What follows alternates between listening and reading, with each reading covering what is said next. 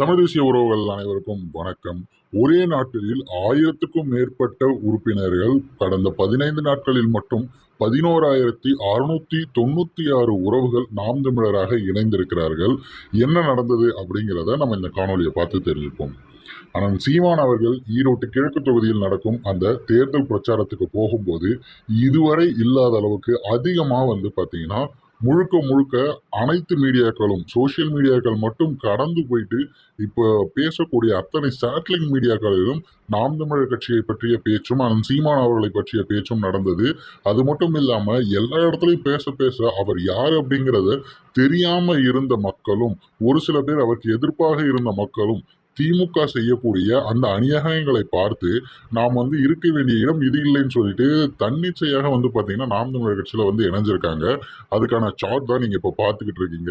ஒவ்வொரு தினமும் கிட்டத்தட்ட பாருங்க 7ஆம் தேதியில இருந்து 233, 400, 800, அதன் பிறகு 800, 500, 800 அப்படின்னு சொல்லிட்டு எத்தனை பேர் இணைஞ்சிட்டு வந்திருக்காங்க. கடைசியா 25ஆம் தேதியை தொடும்போது 1000 பேரும் இணைந்து ஒட்டுமொத்தமாக அண்ணன் சீமான் பரப்புரையில் ஈடுபட்டதில் இருந்து முடியும் வரைக்குள்ள 15 நாட்களுக்குள், அதாவது இந்த மாதத்திற்கு மட்டும் 11,696 உறவுகள் இணைந்திருக்காங்க நம்ம நாம் தமிழர் கட்சியில. இது எல்லாத்துக்கும் யார் காரணம் அப்படிங்கிறத நம்மளுடைய செய்தி தொடர்பாளரே தெரிவிச்சிருக்காரு. சீமான் அண்ணன் சொல்லக்கூடிய அத்தனை வார்த்தைகளையும் கதைகளை கட்டி மக்களிடம் அந்நியப்படுத்தி வெட்டி வெட்டி நிறைய பேர் பரப்பிட்டு இருந்தாங்க. திமுகவும் அவர்களுடைய ஒட்டுக்குழுக்கள் அப்படின்னு சொல்லக்கூடிய அந்த யூடியூப் சேனல்ஸ்லாம் இருக்காங்க தெரியுமா, எது பண்ணாலும் முட்டு கொடுக்கறதுக்குன்ட்டு அந்த மாதிரியான ஆட்கள் செய்த அந்த நல்லெண்ணத்தால் பார்த்தீங்கன்னா நமக்கு இப்படி ஒரு விடயம் நடந்திருக்கு. இது நாம் தமிழர் கட்சிக்கு ஒரு மிகப்பெரிய வெற்றி அப்படின்னே சொல்லலாம். ஏன்னா நம்மளுடைய உழைப்புங்கிறது நம்ம உழைத்து நம்ம பெறுறது. ஆனா நம்மளோட உழைப்பை இன்னொருத்தவர் எடுத்து நம்ம மேல அவதூறு பரப்பணும்னு நினைச்சு அதுவும் நமக்கு ஒரு நல்லதா அமையுது அப்படின்னும் போது அவங்கள வாழ்த்தி தானே நம்ம அனுப்பணும்.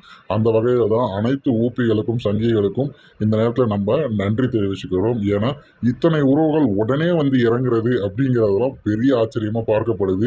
இன்னும் அதிகபட்சம் உங்களால் முடிந்த அளவுக்கு அவதூறுகளை பரப்பி கொண்டுங்கள். எந்த அளவுக்கு முடியுமோ அந்த அளவுக்கு கட் பண்ணி எல்லாத்தையும் போடுங்க. ஏன்னா அது என்னன்னு தெரிஞ்சுக்க முழு காணொலியை நிச்சயம் அவர்கள் பார்ப்பார்கள்.